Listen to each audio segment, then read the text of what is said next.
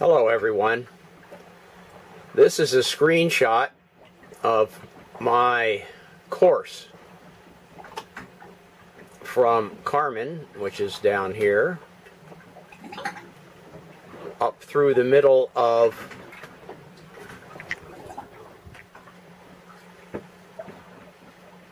the Philippine island groups. This is Mindoro here, in the channel between. This up here is Manila Bay, and this is Subic Bay, where I'm going.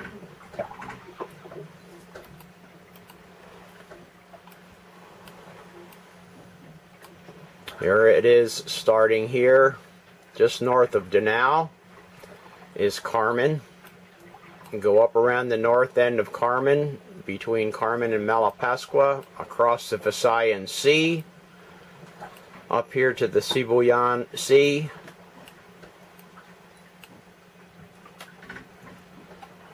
Boracay is right there. And then up between the channel between, or through the channel between Mindoro and Luzon. This is Manila Bay, and this is Subic Bay, my final destination. Well, hello everyone. This is Captain Fred speaking. It's Wednesday, December the 10th, 2014, at 0800 hours this morning. I dropped my mooring in Carmen Bay and started on my annual trek up to Subic Bay. That was about an hour and a half ago when I left, so yeah, it's about 9:30 or so in the morning. It's pretty much dead flat calm right now. There is a low pressure developing east-southeast of Mindoro, which hopefully will give me some nice east wind on my passage, which is both to the north and to the west, generally speaking northwest, up through the islands of the central part of the Philippines to the north and west. Hopefully I'll be able to pass through the channel between Mindoro and Luzon. Give you a little view out here on the water. You can see that it's smooth. There's little ripples left over. The ocean rarely is perfectly smooth. Where I left, you see out there, let's see here, that big white roofed building is where I left from. That's the southern part of Carmen. Go up the coast a little bit. That's all Carmen. Of course, that's Cebu there, with the big ridge line way in the background, the central spine of Cebu.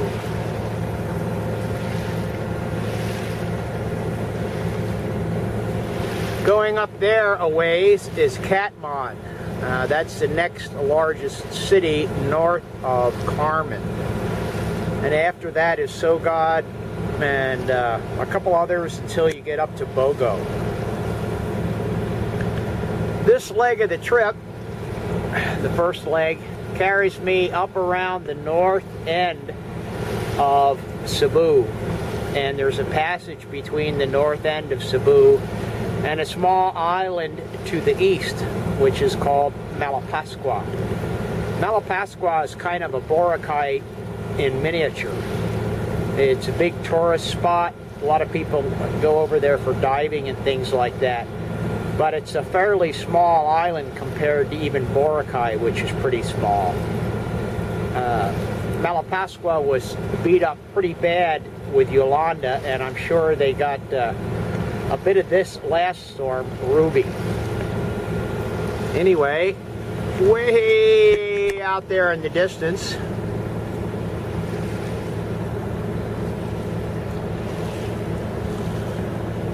is the north end of Cebu. My course is about 5 degrees true because the island goes a little bit off to the east, and it's generally north and south direction.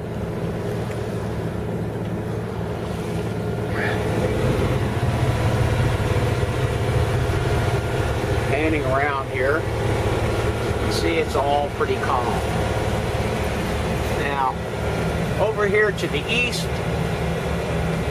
in the haze there on the horizon, is a pretty nice little group of islands called the Comotes.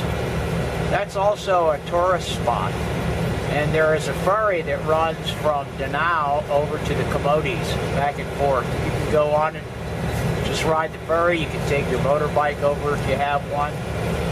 And on the south side, which would be to the right in the picture, there's a resort hotel that's pretty nice, and it lies at one end of a huge white sand beach.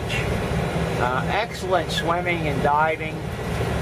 There is a sort of a protected zone over there to keep the coral reef alive. And I've been over to the Comotes, I don't know, 3 or 4 times. A lot of my friends, sailing friends from the Danao and Carmen area, will go over there for a little 3 or 4 day vacation. The restaurant in the resort hotel has fairly decent food, and the rooms are, I think, somewhere in the range of 900 pesos a night. Anyway, that's it for now. I expect that I'll get up here at the passage between Malapascua and Cebu somewhere around sunset.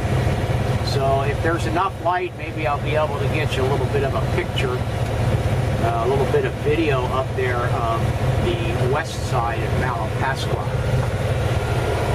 Down here in the nav station, don't need paper charts anymore. I've got the laptop with the navigation software set up. You see that little red dot kind of in the center of the picture is my boat's position as reported by GPS. And the software handles all that automatically. It's quite handy, and it is free. It's called OpenCPN. You can download it off the internet for free. I have a little GPS puck that plugs into a USB port, and they cost about $30 or $35. You can get them on eBay, Amazon. Most bigger electronics places have them as well. Anyway, that's my combination for navigation. Of course, I have a compass in the cockpit, but don't bother with that too much except to use it for relative headings. Right now, I'm making about 5 knots under power, and hopefully that's a good speed and I'll be able to maintain that. Up and down the coast here of Cebu, when the tidal current changes, which it does about every 6 hours, for 6 hours it runs from the north to the south, and then from 6 hours it runs from the south to the north. So it's 6 hours it's an advantage, and 6 hours it's a disadvantage. So it kind of evens itself out.